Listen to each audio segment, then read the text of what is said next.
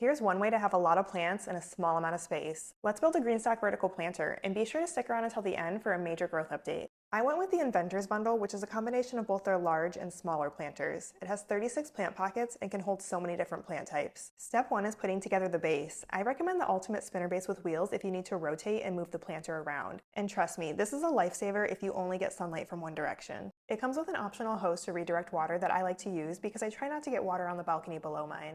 Now that the base is ready, it's time to fill the planters and stack them up as you go. You can also add your plants or seeds as you stack the planters, but I decided to wait until the end.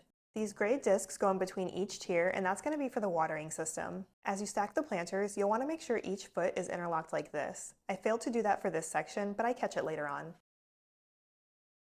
The water reservoir goes at the very top, and as you fill it up, the water flows through the center hole.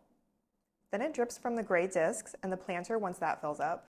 The Inventor's Bundle also comes with a plant support system which snaps into place like this, but these are great for your vining and fruiting plants like peas, tomatoes, peppers, and at the end, I'll show you a watermelon plant on there. Here's a little size comparison. The smaller tiers are 7 inches deep and the larger ones are 10 inches. I first set this up early last spring, so in here you can see all my cool weather crops. I've had this planter for about a year now, and when I moved recently, this was the only planter I took to my new apartment because as you can see, it holds so many plants. This is growth update number 1.